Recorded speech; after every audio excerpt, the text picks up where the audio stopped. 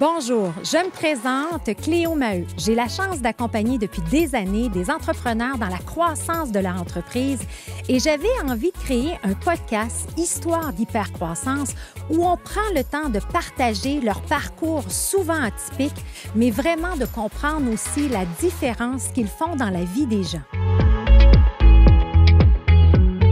Dans cet épisode, j'ai le bonheur de recevoir Mathieu Dupuis, qui est à la tête de Organisation Dupuis.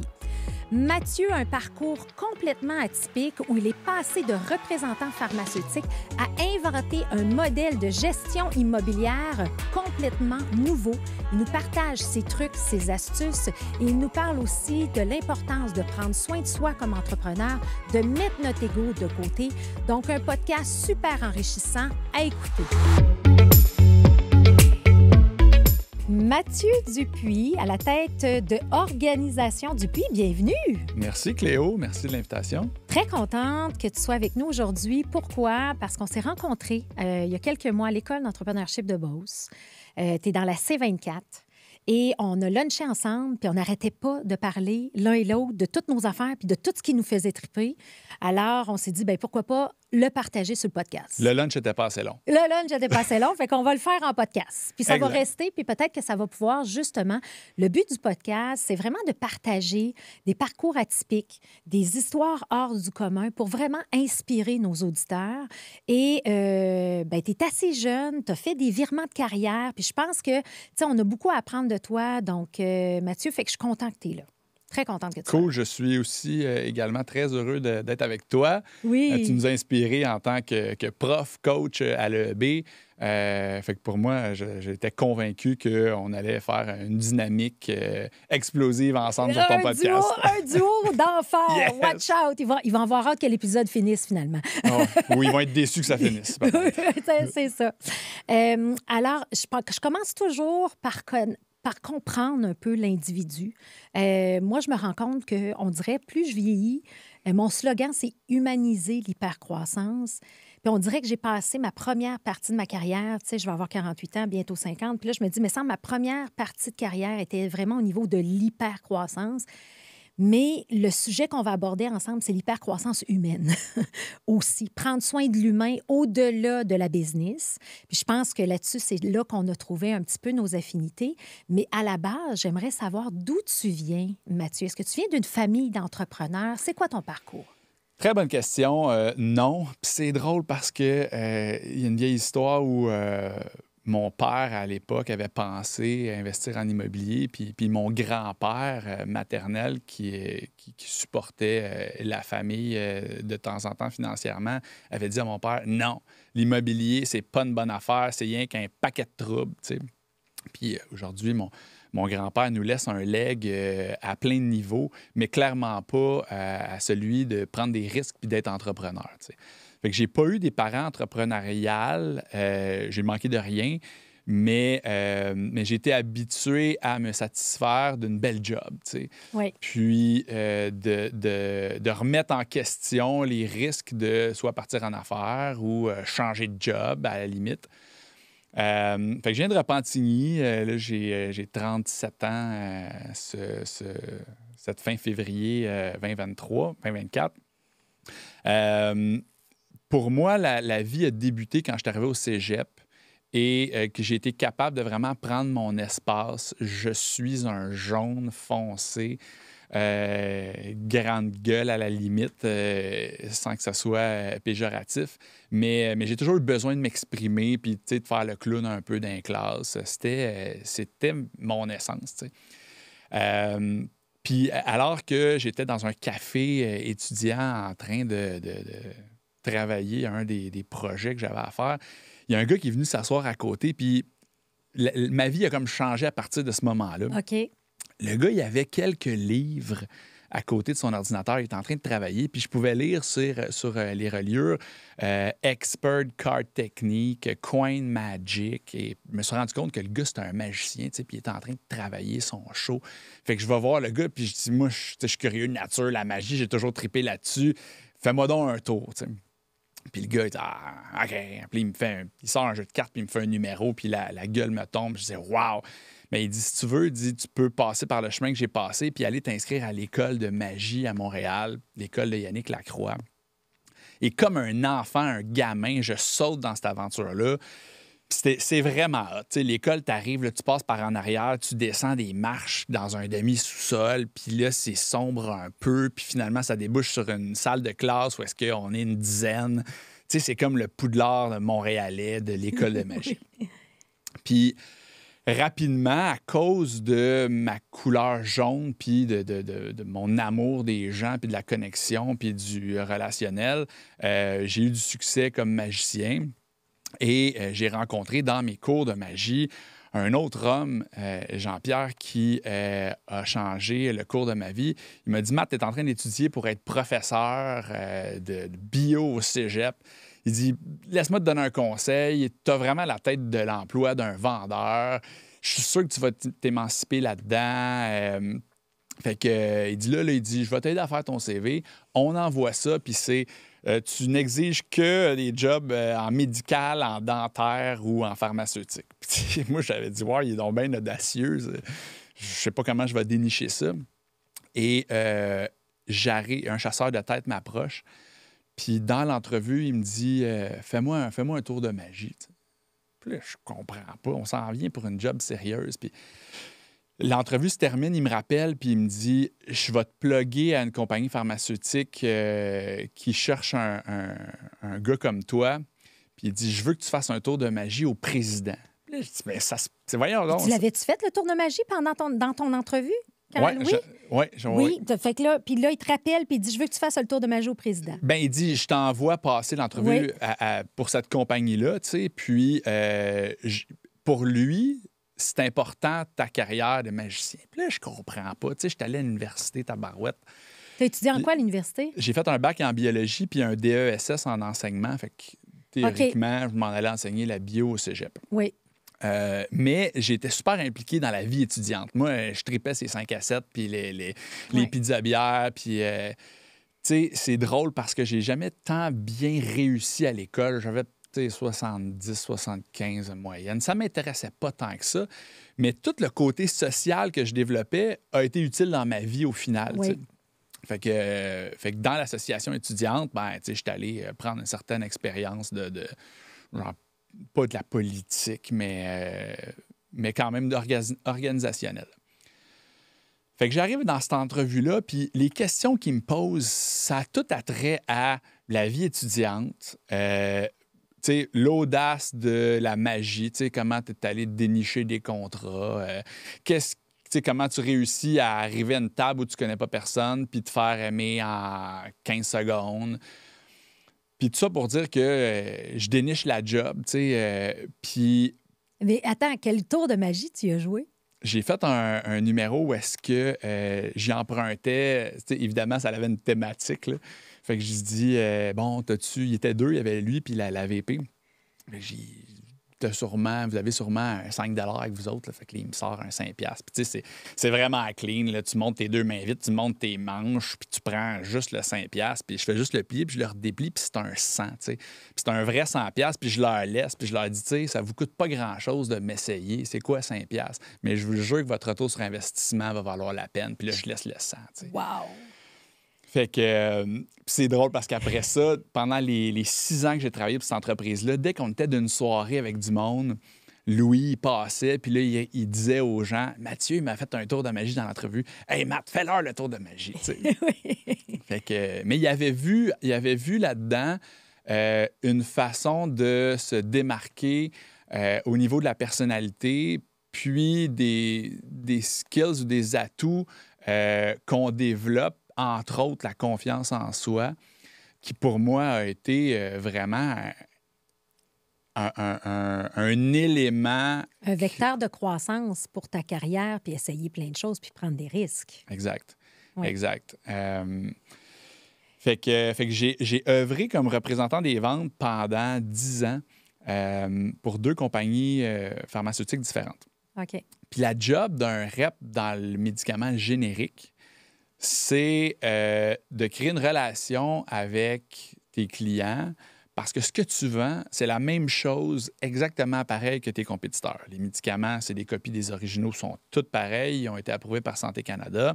Ils se vendent tous le même prix, il n'y a pas de rabais volume, sont tous livrés par les grossistes dans l'après-midi si tu commandes le matin ou le lendemain matin si tu commandes l'après-midi. Fait que c'est comme si le pharmacien il a le choix de choisir 10 feuilles blanches. Laquelle il va choisir? Bien, celle qui a été livrée par une personne avec qui il connecte. Oui. Bon, tu sais, tu as du service à la clientèle, puis tu as la compagnie en soi, mais on revient à la base de comment... Le différenciateur est vraiment dans la relation humaine. Totalement, totalement. Puis, tu sais, c'est ça. Tu es dans un monde où tu veux beaucoup plaire, tu fais très attention, puis peut-être que je ferai un retour là-dessus plus tard. Mais ça a été super bon pour le réseau de contacts. Puis, tu sais, tout c'est comme enchaîné dans ma vie. J'ai rencontré lui qui m'a amené là, etc. Mm-hmm. Et là, ben, pendant ces 10 années-là, j'ai commencé à investir en immobilier de façon très amateur avec un premier triplex où un bon vieux chum m'avait dit « Hey Matt, tu t'en vas t'acheter un condo, fais pas ça. Achète un triplex, tu vas voir l'effet de levier de l'immobilier, blablabla. » Puis, écoute, ça a été un citron. Puis pas un citron positivement là, qui fit bien dans un gin tonic, là, un citron où tous les problèmes sont apparus dans ce bloc-là. Puis après 3-4 ans, je faisais de l'argent pareil. T'sais. La fondation a cassé, l'eau a rentré dans les logements, des locataires problématiques, des problèmes avec le vendeur. Et tout ça pour dire qu'au final, Colin, ça a été payant. Fait que j'ai compris dans mon processus au travers la job de rep, de salarié, qu'il y avait un sideline d'entrepreneur qui me passionnait. Puis j'ai cherché longtemps à trouver qu'est-ce qui allait me libérer des menottes dorées du salarié. Parce que j'avais une super belle job, on avait un bon compte de dépenses, des belles conditions. Mais à l'intérieur de moi, le cœur ne pouvait pas s'exprimer dans l'entrepreneur. T'sais. Fait que la porte de sortie, c'était de dire je vais acheter de l'immobilier, puis à un moment donné, ben, j'en aurai assez, puis je pourrais partir plus tôt que voyons, retraite 65. Là. Liberté 55. Liberté 55, merci, exact. Ça, je cherchais.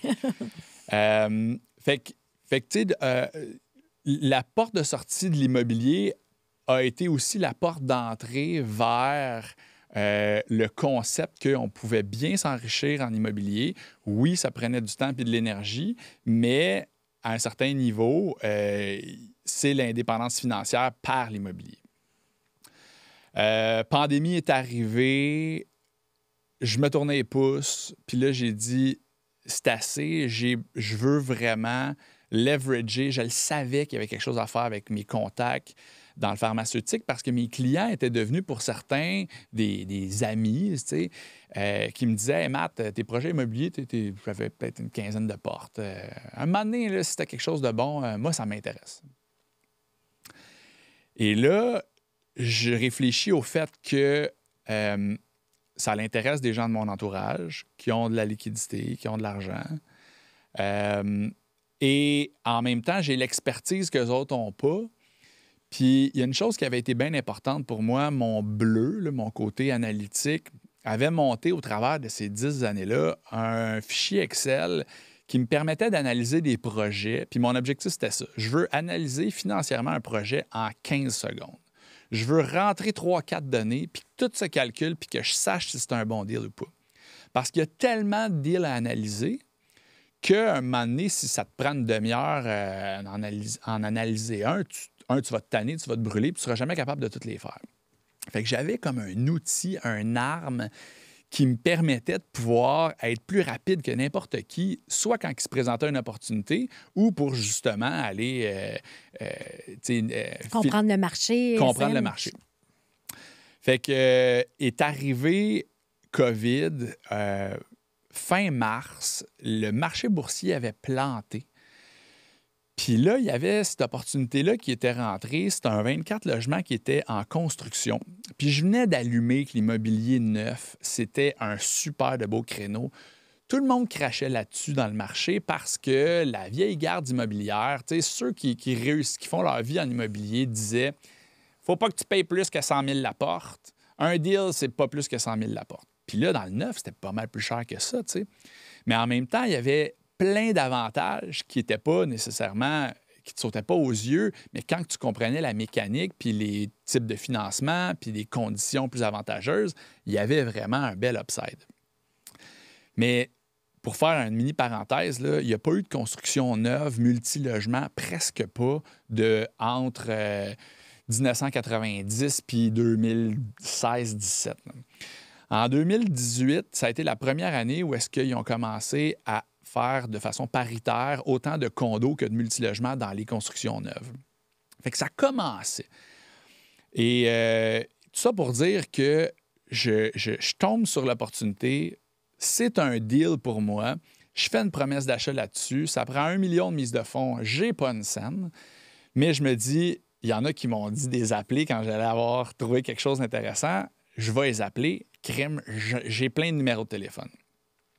Fait que je me souviens, le courtier immobilier m'avait dit « Ouais, t'as-tu rein solide? » Puis j'avais dit « Ouais, fais-moi confiance. L'argent, ce n'est pas un problème. » Je me convainquais moi-même. Fait que là, j'ai ma promesse d'achat acceptée. Puis là, j'appelle mon monde, puis je leur dis « Tu sais, tu m'avais dit qu'un jour, ça t'intéresserait. Là. C'est aujourd'hui. » Fait que j'ai réussi à trouver mon million. Puis là, j'ai compris que ce qui paraissait pour moi vraiment une montagne, une difficulté de trouver 1 million de dollars était, je ne veux pas dire facile, mais était accessible. Oui. Fait que le modèle d'affaires est né de ça. J'ai fait d'autres recherches, j'ai trouvé d'autres projets immobiliers, soit en construction présentement ou un terrain qui avait des permis pour se faire bâtir. Et de fil en aiguille, ben, ça a été de répliquer. C'est comme un merging per acquisition. Si tu achètes toutes des petites business un après l'autre pour te bâtir un parc.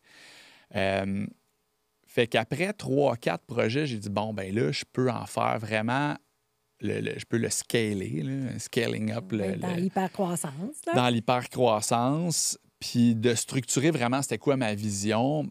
Et clairement, une business qui fonctionne bien répond à des besoins. Puis plus le besoin est important, plus la business peut croître puis être fructifiante. Le besoin, c'était que les gens avaient ce désir-là et ce besoin financier de diversifier leurs actifs dans l'immobilier. Mais il n'y avait pas de temps, il n'y avait pas d'énergie, puis il n'y avait pas les connaissances pour faire des bons moves, t'sais. Fait que le modèle, c'était de dire, je vous amène sur un plateau d'argent, toutes les informations pour faire votre vérification diligente. C'est pas trop compliqué. Sinon, je peux vous aider un peu. Puis après ça, je gère tout de A à Z. Je gère le partenariat, le financement, les étapes vers le notaire. Puis après ça, on gère la gestion immobilière, l'optimisation du bloc, les refinancements. Vous n'avez rien à faire à part que de regarder qu'est-ce qui rentre dans le compte à tous les trimestres, t'sais. Fait que dans cette optique-là, bien clairement, en arrivant puis en disant « Hey, tu sais, le marché boursier venait de planter », émotionnellement, les gens avaient comme des montagnes russes d'émotions à dire « Hey, j'ai perdu 25 de mes actifs que j'avais placés. » Puis moi, j'arrivais puis je disais « Ben moi, en immobilier, là, ça a juste monté, tu sais. » Bon, c'est pas à l'abri de tout, mais c'est une façon de se diversifier qui va peut-être justement tempérer... Contrebalancer. Fait que le modèle était basé sur le fait de dire, premièrement, on diversifie vos actifs. Deuxièmement, on vous en fait un clé en main, donc vous n'avez rien à gérer.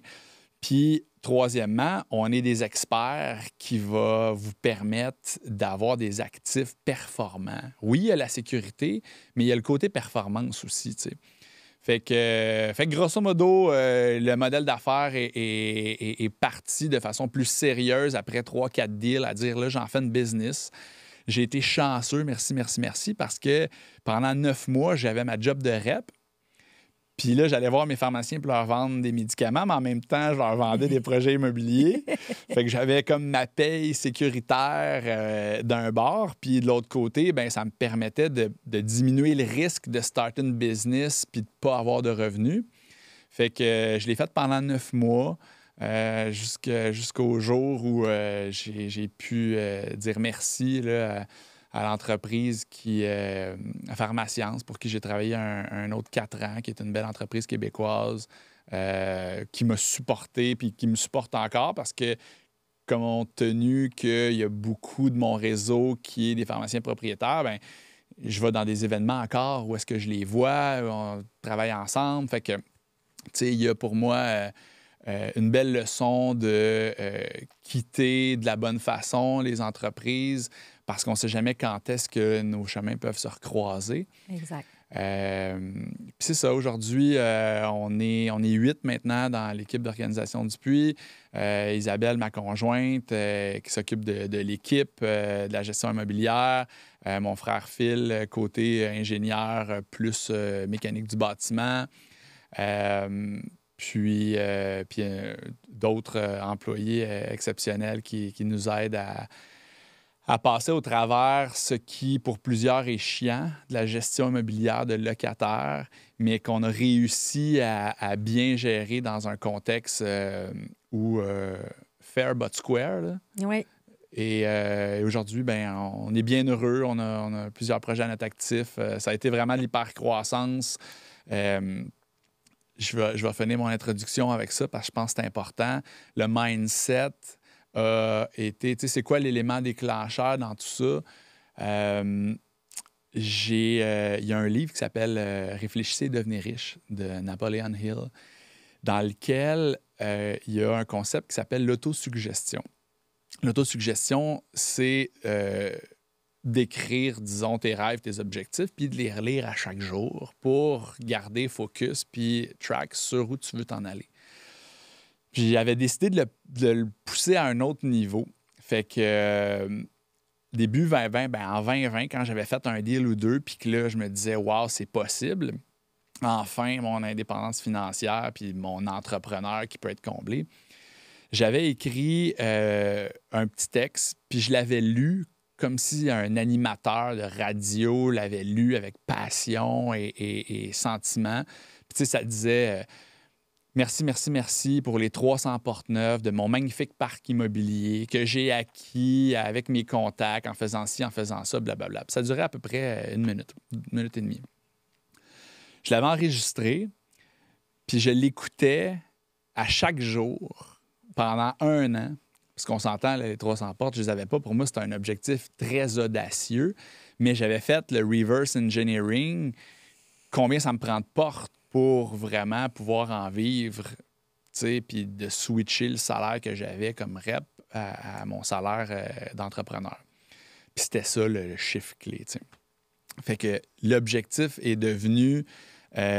c'est comme matérialisé au travers de ce mantra-là qui, à chaque matin, me ramenait sur c'est quoi que je veux faire. Puis, tu sais, émotivement, ça venait me rechercher, puis ça me ramenait sur... tu sais, oui, c'est important d'être motivé, mais la motivation, ça flanche un moment donné. C'est la discipline qui doit prendre le relais. Puis ce mantra-là te ramène à la discipline de c'est quoi il faut que tu fasses pour l'avoir ton objectif, tu sais. Puis tu peux pas te tromper, là, je te le dis en te réveillant le matin. C'est un focus, en fait. Bien, tu sais, ce que tu démontres là, puis tu sais, moi, je vais faire un parallèle avec la méthode hypercroissance. On dit toujours l'importance de savoir c'est quoi ton Mont Everest. On appelle le moonshot, le Big Hairy Audacious Goal. C'est où tu t'en vas. Bien, toi, tu avais une clarté de vision avec ce mantra-là. Ouais. Tu étais capable de dire, tu te l'as écrit, tu te l'as répété pour le croire que c'était possible aussi, tu sais. Même si dans l'immédiat, peut-être que ça avait de l'air impossible, tu sais. Puis c'est un peu ça, un big, hairy, audacious goal, un but hautement audacieux et grandiose. Jim Collins va toujours dire, mettez-vous un objectif que vous pensez peut-être à 50-70 vous allez être capable d'atteindre dans les 10 à 30 prochaines années. Bien là, toi, tu l'attends combien de temps? 2 ans et demi. 2 ans et demi. Ouais. Là, tu es rendu à combien de portes?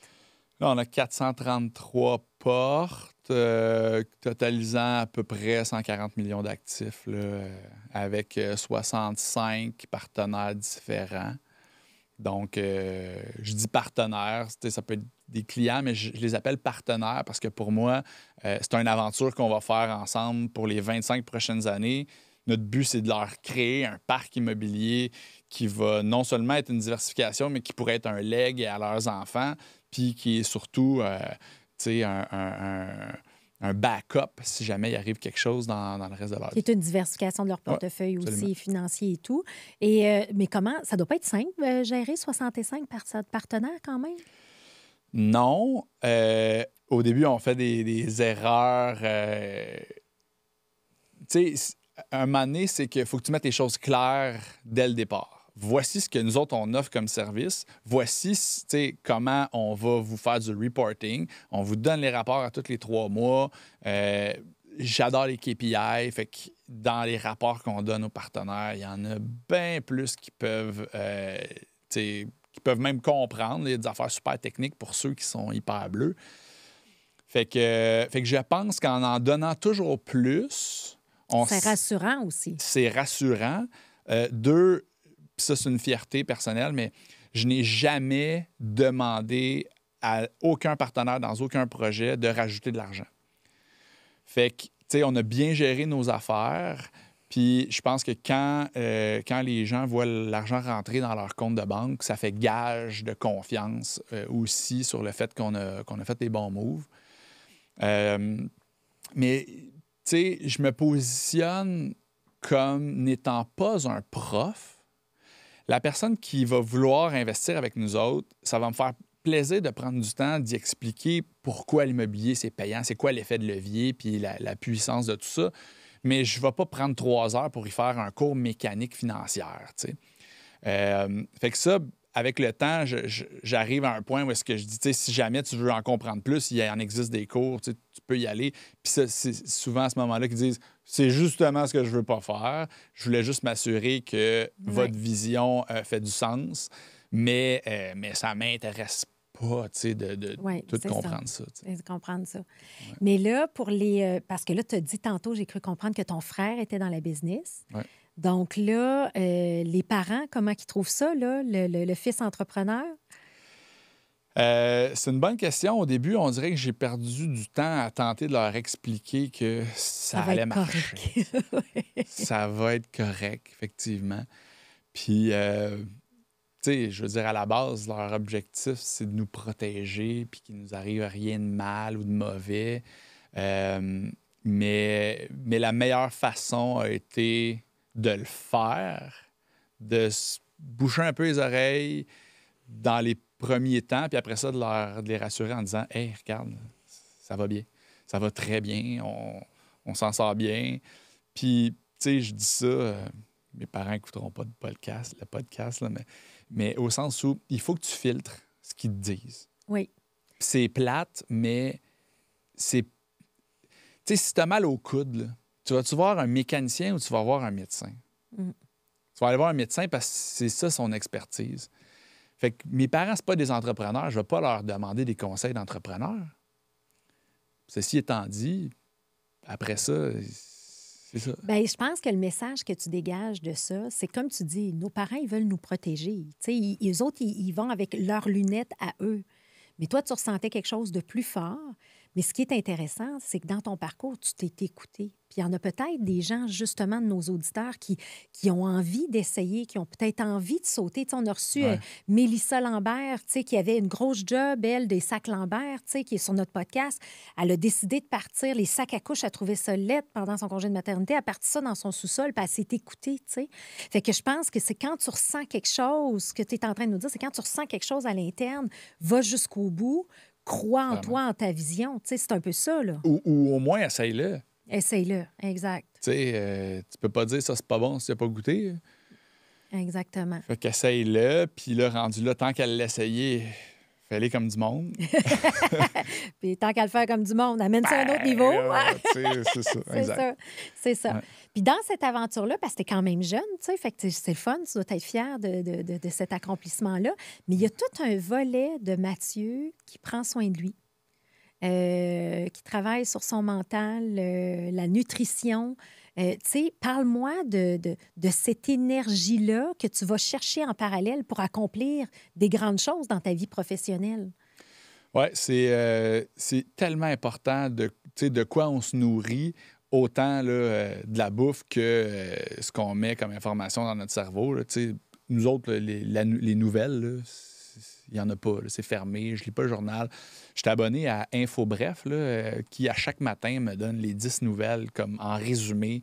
Mais c'est des nouvelles plus politiques, entrepreneuriales, économiques. Juste pour être au courant de ce qui se passe Oui, à la planète. pour être au courant de ce qui se passe. Mais moi, que tel artiste a embrassé tel autre artiste dans tel party de gala, honnêtement, je m'en fous. Au Super Bowl, est-ce que Travis a fait un cœur à Taylor Swift? Ça t'intéresse pas, mettons? Ben, ça m'intéresse pas. J'ai écouté le Super Bowl parce que le sport m'intéresse. Puis là, par la bande, j'entends ça. C'est sûr que je ne mettrai pas d'énergie après pour aller voir ce qui s'est passé entre les deux. T'sais. Non. Mais en fait, c'est une façon de gérer ton énergie à la base, que clairement. tu nous dis là. Moi, je suis pareil, je veux rien savoir des nouvelles non plus. Je suis pas capable.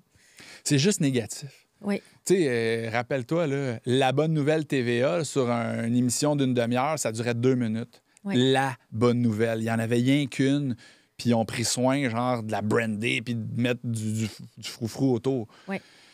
Fait que tu sais, il y a aujourd'hui, les podcasts, t'en es un bel exemple. Tu peux choisir c'est quoi que tu écoutes, tu peux choisir de quoi tu te nourris, tu sais.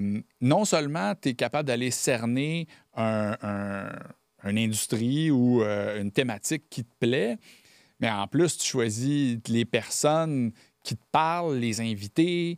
Fait que pour moi, il y a une accessibilité à plein d'informations positives dans un créneau qui me parle.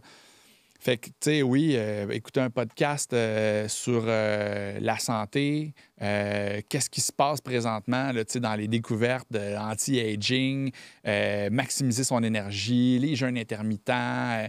La longévité. La longévité. Tu sais, c'est passionnant, puis je le sens que ça me bouge positivement, tu sais. Oui. Fait que tu as le choix d'écouter TVA Poubelle, excusez-moi, vous me censurerez, là, ou d'écouter un beau podcast sur des bonnes habitudes de vie. Tu as le choix, tu sais. Exact. Fait que... Fait que toi, tu as fait ce choix-là.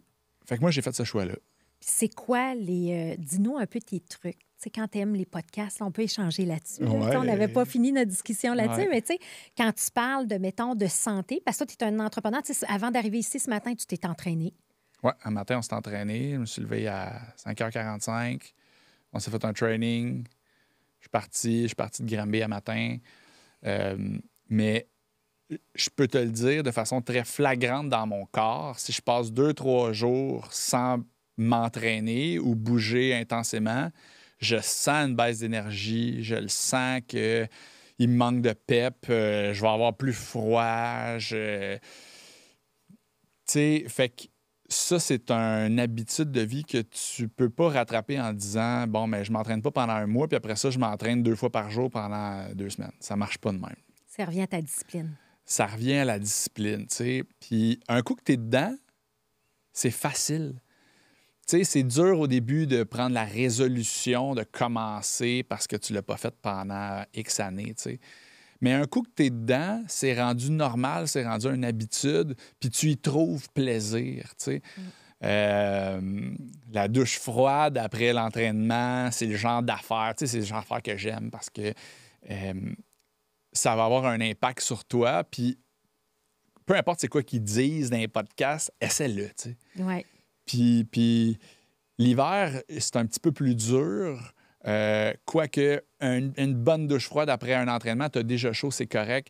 Mais mon Dieu, que tu sors de la douche comme Hulk, là, tu sais, tu respires bien, tu es déposé. On dirait qu'il se passe comme une transformation dans ton corps vers le retour à la normale, mais dans je me dépose comme dans ma journée, tu sais. Oui. Fait que tu es intéressé par tous ces trucs-là de santé. C'est quoi les podcasts qui t'inspirent, que tu écoutes? Écoute, moi, Tony Robbins, ça a été un des précurseurs à mon développement personnel, là, sans qu'il y ait de podcast précis. Mais As-tu lu son dernier livre avec Peter Diamandis? Oui, Life Force, Oui. qui est exceptionnel. Extraordinaire. Toi, tu as dû trouver des choses aussi là, oui. par rapport à la santé, les cancers, tout. Oui. Vraiment des... Tu sais, ces gars-là sont dans une industrie où les moindres développements technologiques, ils en sont à l'affût, puis ils bâtissent là-dessus. Fait que d'écouter ces gars-là parler, c'est comme de regarder d'une boule de cristal pour les 5 prochaines années, tu sais. Exactement. Fait que plein de trucs sur la santé, la nutrition aussi, là. Tu sais, il y a un lien direct entre qu'est-ce que tu manges puis c'est quoi l'énergie que ça va te donner, quand tu manges, combien tu manges. Puis ça m'amène à te parler pour moi, un succès fou avec le jeûne intermittent. Ça fait 3 ans que je le fais, puis je m'en passerai plus. Avoue que c'est drôle que tu dises ça parce que moi, pendant ma chimio, pour diminuer, puis là, il y a des études là-dedans, les médecins vont dire mange, mange, mange, faut pas que tu maigrisses pendant ta chimio. Et moi, j'avais parlé avec les filles de Garde tes cheveux, puis tu sais, Sophie Reiss, puis là, ils ont dit garde. Puis là, j'avais lu le livre sur le livre anti-cancer, en fait, qui était super intéressant. Et le gars avait eu une récidive, il a commencé à faire le jeûne. Fait que pendant ma chimio, la journée avant, pendant et après, je faisais 3 jours de jeûne. Je prenais juste du bouillon, je faisais mon propre bouillon, OK, Ouais. d'os. Et c'est incroyable comment j'avais très peu d'effets secondaires. J'étais fonctionnelle 2 jours après. T'avais de l'énergie? J'avais de l'énergie. Tu sais, puis j'étais capable de faire du ski de fond pendant ma chimio. J'étais capable de faire ça. Et là, vois-tu, là, quand on prend, mettons, moi, j'avais un cancer hormonodépendant. Puis les médicaments sont forts. Là. Tu sais, le tamoxifène, c'est quand même, tu sais, il faut que j'en prenne pendant. Et il y a beaucoup de gens, les filles vont prendre en moyenne 20 livres à chimio, puis 20 livres avec le tamoxifène. Bien, moi, j'ai continué le jeûne intermittent, mais là, je me suis dit, je vais le faire 5 jours semaine, à pas déjeuner, Ouais. pas avant 10 h, 10 h 30. Puis mon dernier repas est aux alentours de 6 h. Fait que là, j'ai comme mon 16-8, 5 jours semaine. Et quand je le fais pas, puis des fois, je me lève un matin, je me dis, ah, me semble que je suis plus fatiguée, je vais manger. On dirait que toute la journée, j'écrase. C'est terrible, je C'est sais. fou, c'est fou. Mais en même temps, tu sais, il faut que tu sois ouvert d'esprit à te dire, c'est pas parce que toute ma vie, je me suis fait dire, le déjeuner, c'est le repas le plus important de la journée, que tu peux pas remettre ça en question puis Exact. l'essayer. Exact. Tu sais, Exact. et ça me fâche parce que avec le temps, après 3 ans, non seulement je suis capable de dire que pour moi, ça fonctionne hyper bien, mais je trouve ça quand même fâchant de voir qu'il y a encore des pubs de céréales où est-ce que c'est rien que du sucre. Premièrement, le sucre, c'est un poison Ouais. au niveau de la société. Là, ils en font... Je serais pas surpris que dans 20 ans, on rit des pubs de céréales de sucre autant qu'aujourd'hui, on rit de la cigarette qui était publicisée dans les années Oui. 60. tu Oui, sais. oui. Fait que... Parce que l'ennemi numéro 1 par rapport à la santé, c'est vraiment le sucre. C'est le sucre. C'est carrément terrible. ça. Oui. Fait Puis que... là, encore là, tu sais, puis là, on voit beaucoup de tendances aussi au niveau de l'alcool.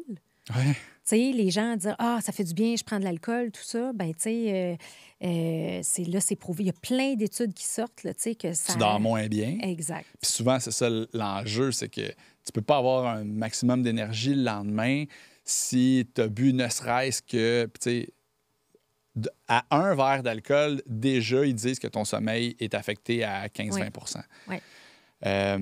Fait que quand tu as un mindset de dire je veux maximiser mon énergie, c'est sûr que l'alcool, ça fait partie des affaires que tu tasses en premier, tu sais. Oui. Puis en 2023, j'ai fait 2 fois 3 mois sans alcool. Puis c'est notable à quel point la différence, elle est forte. Puis, tu sais, ce qui est hot, c'est de se lever un samedi ou un dimanche matin, alors qu'un vendredi soir ou un samedi soir, on aurait bu un peu d'alcool. Là, tu te lèves le samedi matin, top shape, Tu as le goût de t'entraîner. Tu as tu as le goût de faire du t'entraîner, puis là, tu Oui. fais comme, hey, wow, 2 jours de plein où est-ce que j'ai la drive puis l'énergie pour faire quelque chose de le fun, tu sais. Oui. Fait que, ouais, l'alcool... Oui, moi aussi, je suis là. Ben moi, j'ai été obligée d'arrêter pendant les traitements de chimio, les médicaments, tout ça. Puis j'ai commencé à en reprendre comme pour... Parce que c'est comme la société, tu sais, ah, c'est bon. C'est bon un verre de vin. Mais je me rends compte que j'en ai plus envie. C'est plus pareil comme avant. Tu sais, c'est comme, j'ai plus besoin de ça. J'aime mieux être en forme le lendemain pour m'en aller à mon yoga show, mettons, pour faire mon pilates, que de dire, ah, j'ai vraiment relaxé puis j'ai pris un verre. Tu sais, ça marche plus. Puis en vieillissant, on dirait qu'on le supporte moins bien aussi, là, tu sais. Moi, j'ai 10 ans de plus que toi, là.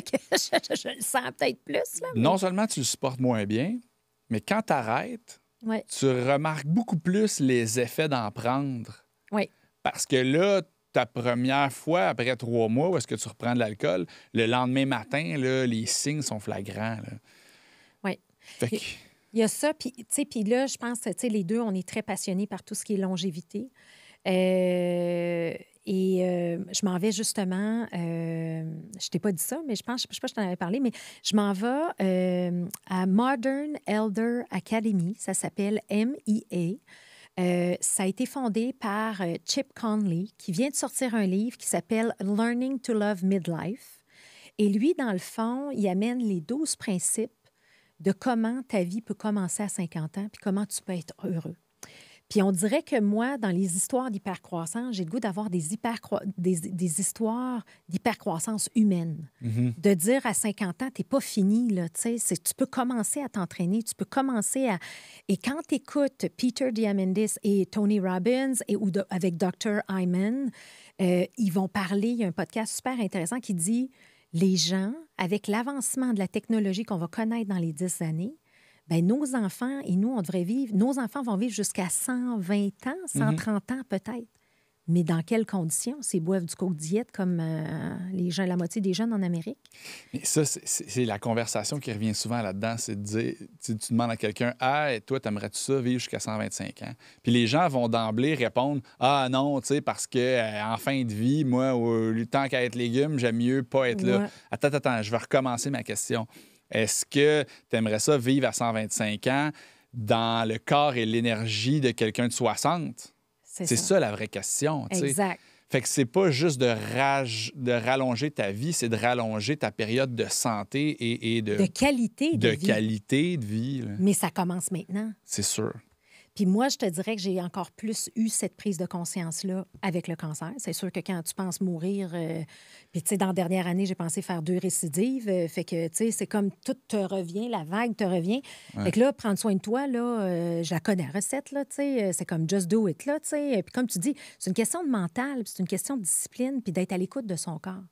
Moi, ce que je remarque aujourd'hui, puis tu le vois souvent, là, tu sais, tu es à l'EB avec plein d'entrepreneurs, ils ont tellement le gaz dans le fond, là. La vie est tellement folle qu'ils ne prennent pas le temps de s'arrêter pour réfléchir à comment je vais. Mais c'est que le meilleur moment pour penser à toi, il n'arrivera jamais.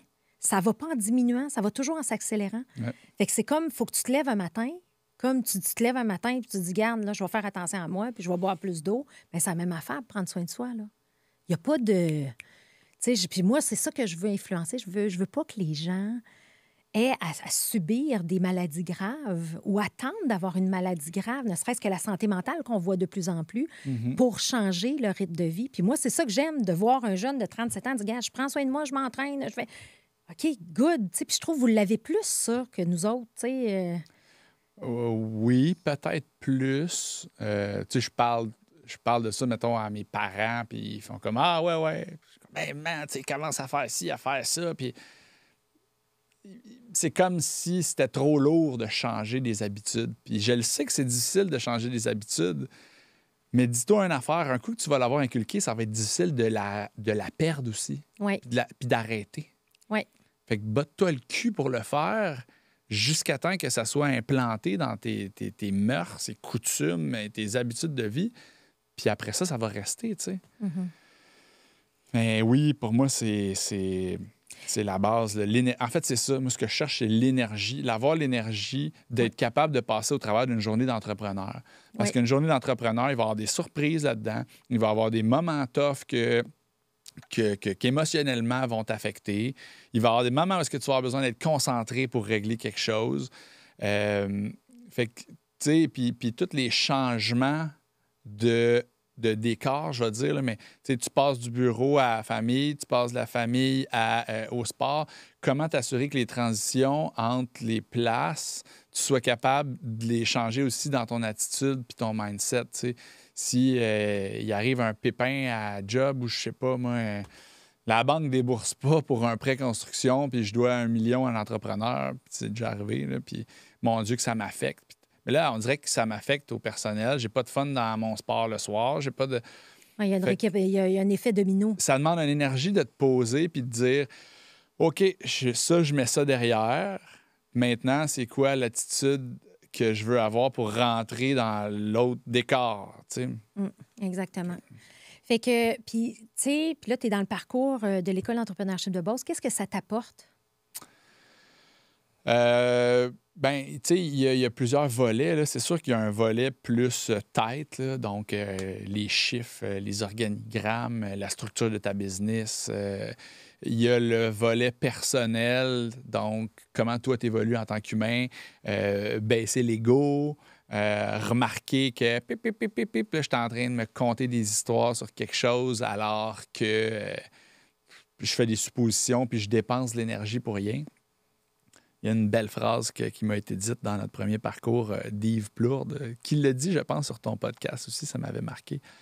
Mais on dépense tellement de gaz à tenter de dealer avec ce que ça devrait être versus dealer avec ce que c'est. Encore une fois, ça revient à gérer de l'énergie. Oui. Parce que tu pars dans « Correct, ça devrait pas être de même. Pourquoi il a fait ça? » Puis non, c'est comme ça. Un coup que tu arrives dans le lâcher-prise de dire « C'est de même maintenant comment je deal avec », c'est comme si tu avais pris 80 de l'énergie que tu aurais dépensée puis tu le gardes pour faire d'autres choses. Tu sais. Exact. Fait que... Fait que ça t'a appris ça. La gestion ben, c'est vrai qu'Yves Plourde, c'est un bon coach aussi. On l'aime beaucoup. Hein? C'est comme il y a quelque chose. Fait que il travaille beaucoup sur l'humain, l'entrepreneur comme tel. Exact. Oui. Mais après ça, le réseau de contacts, là, on s'entend, on est 26 entrepreneurs à passer 12 semaines de 5 jours ensemble sur un parcours de 2 ans. Ça devient des amis, ça devient des confidents. Il y a des choses que tu penserais jamais compter dans ta vie à personne que finalement tu le comptes aux 26 parce que l'ambiance est propice au partage, à la vulnérabilité, à la transparence de c'est quoi la vie d'un entrepreneur. Puis c'est normal que ça arrive des affaires tough. Tu sais. Puis souvent, on se sent... Moi, c'est ça, je trouve, la beauté de la communauté de l'École d'entrepreneurship de Beauce, de l'EEB. Ils ont été capables de créer avec cette école-là un safe space, un environnement sécuritaire où il y a un climat de confiance qui est créé puis que tu te livres comme nulle part ailleurs. Puis c'est dur pour les entrepreneurs parce que tu te sens souvent seul au sommet, dans ta tour, sur ta planète. Et là, tu es capable d'échanger avec les autres. Puis ce qui est le fun aussi, puis ça, je pense, on n'en a pas souvent parlé. On va recevoir Isabelle Lebert bientôt. Mais il y a toujours une mission que vous devez choisir aussi. Hein, fait que l'avez-vous choisi, votre voie? Le défi communautaire. Oui. Nous autres, on supporte un organisme qui s'appelle l'Oasis, qui est à New Richmond. Eux autres œuvrent dans la santé mentale. Ils ont une dizaine de patients qui habitent dans une maison. Mais écoute, c'est désuet, c'est non fonctionnel. Fait qu'on lève des fonds pour aller reniper cette maison-là. Puis, tu sais, c'est genre, il y a une table à manger, une salle à manger, de l'espace pour 4, tu sais, mais sont 10. Une salle de bain à la gang. Fait que, tu sais, tout ça pour dire qu'on a choisi ça, on s'implique en gang. Puis, c'est une façon de redonner, c'est une façon de nous apprendre la philanthropie dans ce que ça nous apporte comme humains, tu sais. Oui. Fait que, c'est une super belle cause. Puis, tu sais, bravo à l'EB de nous mettre ça sur notre chemin. De nous amener à grandir dans un autre filon personnel. Parce que moi, là, je la vois, la différence. Moi, j'en ai plein d'entrepreneurs en hypercroissance. Je la vois, la différence, quand un entrepreneur est très impliqué en philanthropie, à donner au suivant, siège sur des conseils d'administration, pas juste faire un chèque, mais qui va être... Je la vois, la différence dans l'humain, puis dans son type de gestion, versus quelqu'un qui est très, très, très impliqué. Ouais. Et la différence que je vois, c'est la personne qui ne sera pas en philanthropie va être encore très axée sur elle-même. Moi, je veux ça, je veux ça. Quand tu commences à donner, là, c'est tellement plus puissant là, de lâcher ton moi puis de voir qu'il y a quelque chose de plus grand que toi. C'est capoté. Ça nourrit plus que de faire de l'argent. Tu sais. Tellement. Puis après ça, ce concept-là, tu sais, tu peux appeler ça le karma ou whatever, mais tu sais, quand tu donnes sans compter, tu comprends aussi que les affaires, ça marche de même. Quand tu réponds à un besoin des gens, quand tu es capable de de donner de ton temps puis de ton énergie sans penser nécessairement à la pièce actuelle, ça va faire en sorte que tranquillement, tu vas te bâtir un aura comme une personne avec qui les gens veulent être. Puis, Oui. je vais te donner un petit truc. Il y a quelqu'un qui m'avait dit ça, puis mon Dieu, que c'est bon. Ça fait plaisir d'aider. Puis, quand tu aides quelqu'un, puis tu lui as donné un coup de main significatif, juste de dire ça m'a fait plaisir de t'aider, je suis certain que si j'en avais besoin, tu aurais fait la même chose pour moi. Puis c'est pas malsain ou manipulateur, parce que la personne, son feeling, ça va être maison, merci de m'avoir aidé. Puis c'est sûr que si j'avais. Mais au moins, ça oblige la personne à avoir la réflexion de elle de donner. Oui, exactement. J'aime ça. C'est super bon. Puis, c'est vrai. en même temps, c'est vrai, le but, c'était pas de t'acheter un retour en le donnant, mais je pense que de le signifier comme ça ouvre une porte sur d'autres choses.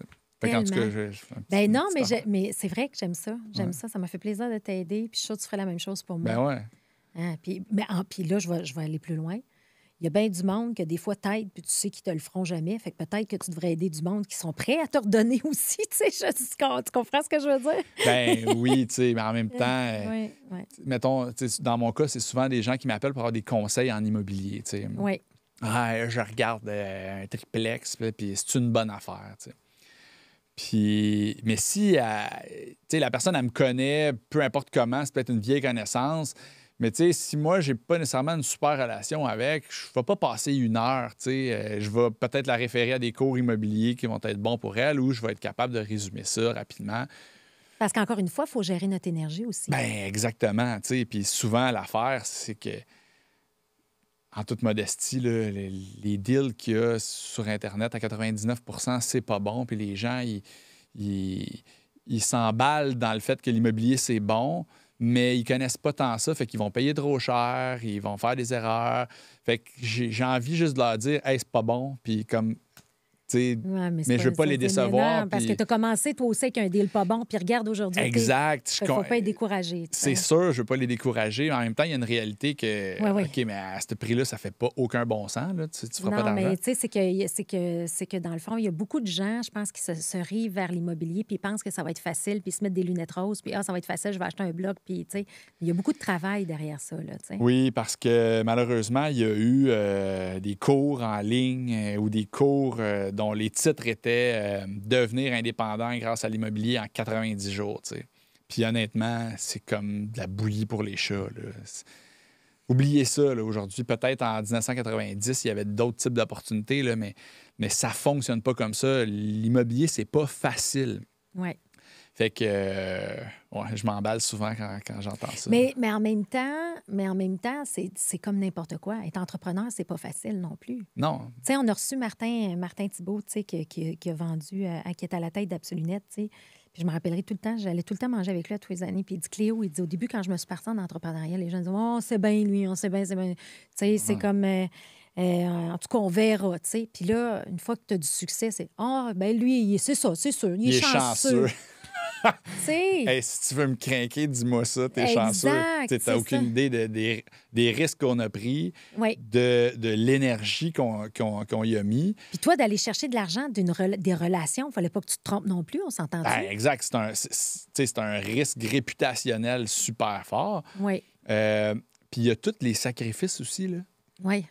On a sacrifié du temps, on a sacrifié des soirées. Hey, je me souviens, je vais toujours compter ça, mais moi, j'ai un de mes très bons amis qui est à succès dans l'entrepreneuriat aussi, Guillaume Mercier, avec sa compagnie ACGM de plomberie. Puis au début, on s'est acheté des triplex ensemble, les deux triplex. T'sais. Puis la fin de semaine, nos chums nous appelaient et disaient « Hey, on s'en va au Beach Club, ramasse une caisse à 24. » Puis nous autres, on disait Non, on travaille dans nos logements, on est en train de reniper un logement, puis on peut pas être là. T'sais. C'est ça le sacrifice. Oui. Puis rendu à certains stades, ben, on a développé des skills d'entrepreneuriat, l'immobilier, ça a bien été, blablabla. Mais à la base, on se relate souvent ça en se disant Christy, on ne l'a pas volé, tu sais. On l'a gagné parce qu'on a fait des choix, des sacrifices, de mettre de l'énergie à un endroit versus à un autre. Puis ça, ben, c'est pour ça que ça vient me chercher des fois quand on dit « Ah, toi, t'es chanceux. Il n'y a pas de chance. Non. La chance, on se la crée. Fait que là, moi, je vais te parler de moi, ce qui me frustre aussi, de mon bar. On s'est craqué. On s'est craqué, on se défoule, OK? Moi, ce qui me frustre, c'est qu'aujourd'hui, tu as des coachs à tous les coins de rue. OK?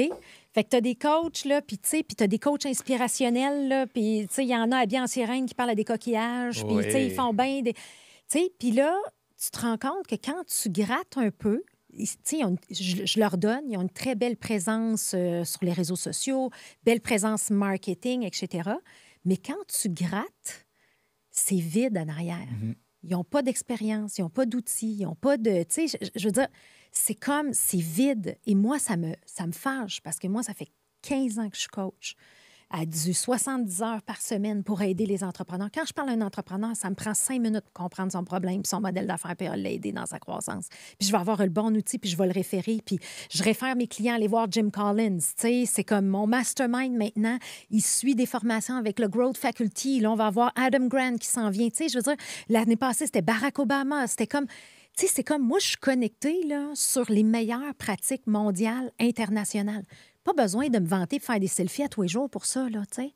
Fait que, puis je veux faire un podcast pour faire rayonner les gens simples, mais qui ont travaillé fort, des parcours atypiques, puis de rendre ça accessible et que tout est possible. Puis moi, aujourd'hui, ça me fâche, ça, parce que les gens me voient puis disent « Ah, tu sais, toi, hey, on sait bien, hein, toi, tu sais... fait 15 ans que je travaille, là. C'est comme, hey, tu as travaillé pendant ton cancer. Oui, ça me faisait du bien parce que j'aide les gens puis j'aime ça. Tu sais, c'est comme. C'est la même chose que quelqu'un qui dit, genre, à un fiscaliste, « Hein, 300$ de l'heure? » Attends une minute, c'est parce que j'ai étudié pendant 8 ans pour comprendre la mécanique puis te permettre de sauver des dizaines de milliers de dollars que je charge 300$ de l'heure. Exact. C'est pas, t'es chanceux, toi, tu gagnes 300$ de l'heure. Non. Non. Exact. Exactement.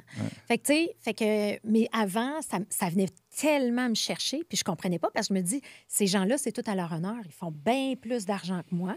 Puis je me disais, mon Dieu, qu'est-ce que j'ai pas compris? Mais je me suis rendu compte, puis probablement tu vas voir la même chose.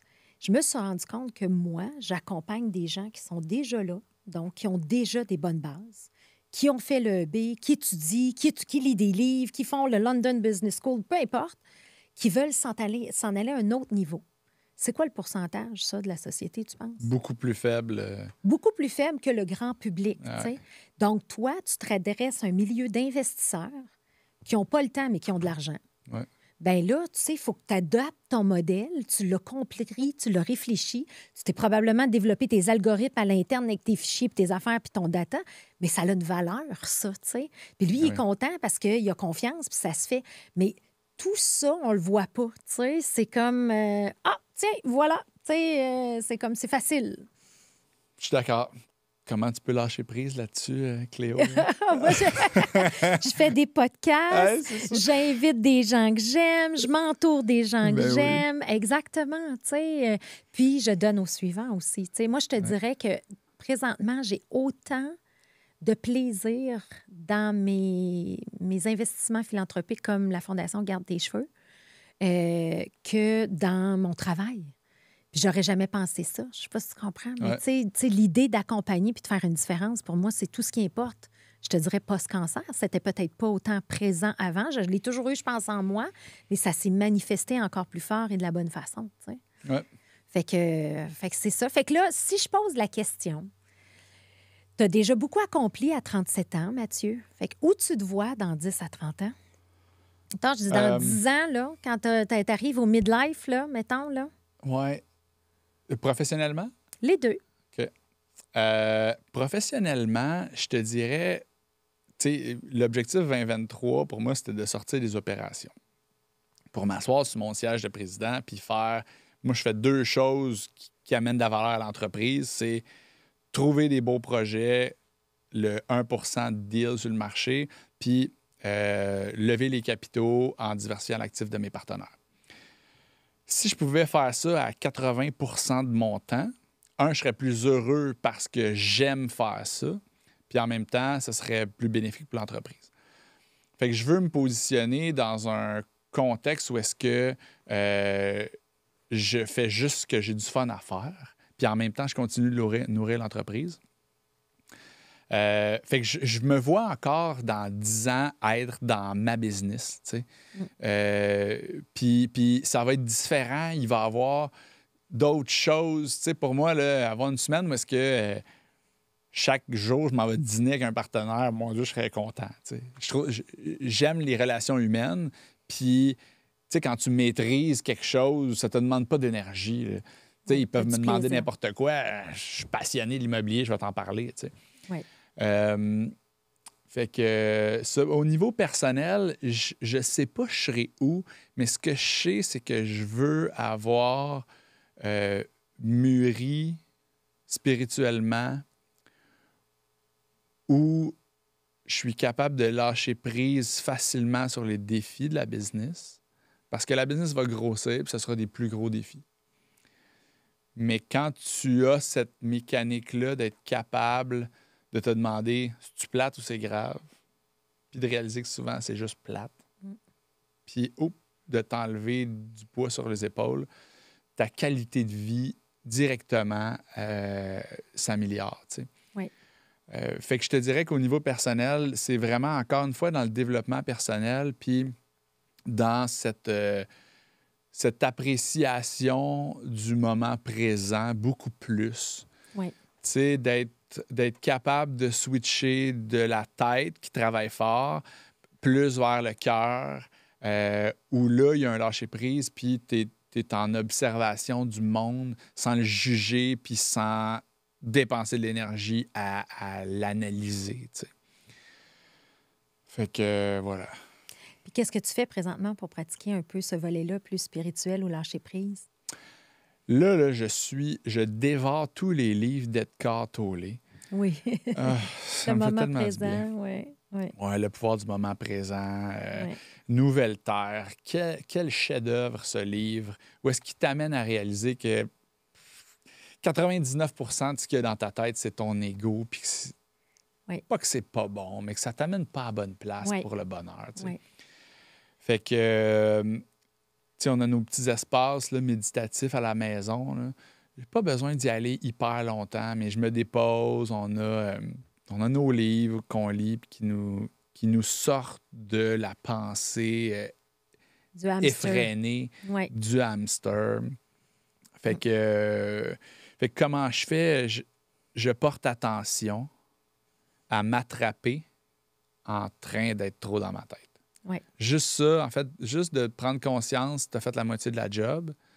Maintenant, c'est d'y arriver le plus souvent puis le plus vite possible. Tu sais, d'être dans...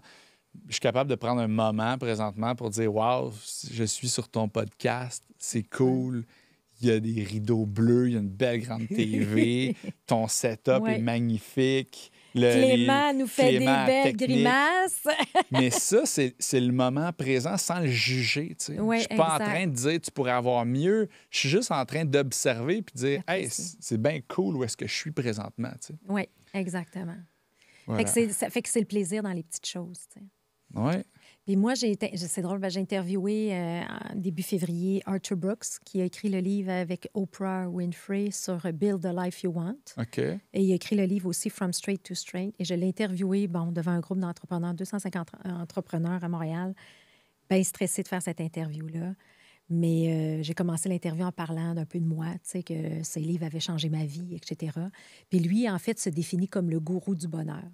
Puis il dit il y a 3 choses essentielles pour le bonheur. Il dit le enjoyment, qui est différent du plaisir. Le plaisir, tu peux l'avoir tout seul. Mm-hmm. Le enjoyment, je ne sais pas comment on le dirait en français. C'est quoi la traduction de français d'enjoyment? C'est pas plaisir, je ne sais pas. Hein? En tout cas, bref, pardonnez-moi l'anglicisme. Pas l'appréciation. L'appréciation, enjoyment, l'appréciation peut-être vient de 2 choses. Gratitude? Gratitude? Non. Je ne sais pas. Bref, en tout cas, on comprend le mot, mais c'est différent de plaisir. Pourquoi? Parce que le enjoyment vient de 2 choses. Des moments mémorables avec des gens. T'sais? Fait que ça, c'est le premier élément pour être heureux. Deuxième élément, c'est la satisfaction. La satisfaction vient du travail, de travailler dur. présentement, toi puis moi, on a une satisfaction dans notre travail. On l'a mis les heures. On est satisfait, on est heureux comme personne. C'est pas c'est pas comme un élève qui triche à l'école, un examen, qui a 100 il ne sera pas satisfait comme le gars qui a travaillé. T'sais. Donc, c'est correct de souffrir pour être satisfait. Puis, c'est pas pour rien que les entrepreneurs sont satisfaits parce qu'on travaille dur pour ça. Et le troisième, c'est meaning, donc la raison d'être, trouver son X. Ouais. Fait que toi, tu nous as dit, je veux. Fait que moi, tout ce que je te souhaite, Mathieu, c'est le bonheur. Parce que tu nous as dit, dans 10 ans, que tu voulais continuer à faire des bonnes relations. Si tu peux aller manger avec des partenaires à toi et midi, tu es un gars jaune de relations. Ça, c'est ton meaning, ton X. Après ça, la satisfaction du travail accompli. Tu veux continuer à travailler fort, à améliorer tes façons de faire. Et puis, ce qu'on est en train de faire présentement dans le studio, bien, c'est des humains et créer des expériences. Quel beau lien, Cléo. Bravo. Hein? C'est très bon, c'est super J'aime bon. ça me faisait penser à ça. Fait que, écoute, y a-tu quelque chose que tu aimerais dire à nos auditeurs, peut-être des gens qui sont dans des moments difficiles peut-être de l'entrepreneuriat, tu sais, y a-tu quelque chose que tu aurais aimé partager qu'on n'a pas eu la chance de partager ensemble? La douleur est temporaire, mais la fierté reste. J'adore. Tu sais, le concept de souffrance, là, je l'ai comme rebrassé dernièrement, puis c'est correct, la souffrance. On dirait que les gens veulent l'éviter. Puis je suis le premier, Oui. On veut éviter la souffrance. Comme si la souffrance, ça ne devait pas être ou faire partie de notre vie. Jusqu'à temps que tu te rendes compte que la vie est équilibrée de plein d'émotions, puis la souffrance en est une de ceux-là. Puis tu vas passer par là. Puis si tu n'es pas capable de te retrouver dans une situation souffrante, puis de dire, présentement, c'est tough, c'est poche, mais derrière les nuages, il y a toujours un soleil. Non seulement, encore une fois, c'est tous des trucs pour enlever du poids, là, mais c'est comme si tu disais, c'est Aziz, la vie, il y a des portions de souffrance. Je suis dans une portion de souffrance, donc vivons-la. Tu l'acceptes. Tu l'acceptes, tu sais. Puis tu grandis au travers de tout ça. Fait que ça fait partie de la game. Tu sais, je pense qu'en même temps, tu te forges à gérer la souffrance parce que ça va réarriver une autre fois dans ta vie, à un autre moment. Fait qu'aussi bien te dire que tu as des choses à apprendre là-dedans, puis travailler sur toi-même, tu sais, comment tu réagis dans ces moments-là, comment tu pourrais mieux réagir, est-ce que c'est plate ou c'est grave. Fait que it's part of life, là. Exactement. Puis je pense aussi l'idée de... ce que tu nous dis, dans le fond, c'est que, tout est accessible. Il faut juste accepter les phases de notre vie. Ouais. Puis il y a quelque chose de beau qui nous attend, encore de plus grand. Ça va passer. Tu sais. Ça va passer, exactement. Ça va passer. Exactement. Voilà. Ben, en tout cas, moi, je peux te dire que j'ai passé un beau moment avec toi, Mathieu. Je te renvoie la balle. Merci encore de ton invitation. C'était, on devient la moyenne des 5 personnes avec qui on se tient le plus. Oui. Ou dont on écoute les podcasts qui sont enrichissants. Tu sais. Exact. Fait qu'on en mettra quelques-uns dans l'épisode, sous l'épisode des podcasts qui nous interpellent les deux. Là, je pense que ça vaut la peine. Oui. La petite blague, c'est si tu veux voler comme un aigle, ne te tiens pas avec des dindons. Ah, j'aime ça. Ouais. Voilà. Merci, Mathieu. Fait que, un gros merci à toi. Puis, je serais tellement heureux de revenir dans un futur parce que je trouve qu'on a... Une belle chimie. Oui, on a bien cliqué. Moi, j'ai eu bien du plaisir, en tout cas. Oui, moi aussi, tout à fait. Ce n'est que partie remise. Merci. Bienvenue. À noter que tous les épisodes sont disponibles en format audio sur les principales plateformes de podcast et aussi disponibles en format vidéo sur YouTube. Si ce podcast vous a inspiré, sachez que vous pouvez retrouver tous les outils utilisés par ces entrepreneurs à travers une boîte à outils que j'ai cumulée au fil des années. Tout simplement vous rendre sur hypercroissance.com/outils. Pour en savoir plus sur Hypercroissance, n'hésitez pas à nous suivre sur les réseaux sociaux. On partage une panoplie d'informations, d'articles, d'outils pour vous aider dans votre croissance sur les réseaux sociaux. Et si ce podcast vous a plu, je vous invite à le partager avec quelqu'un à qui ça pourrait être utile. Merci et à bientôt.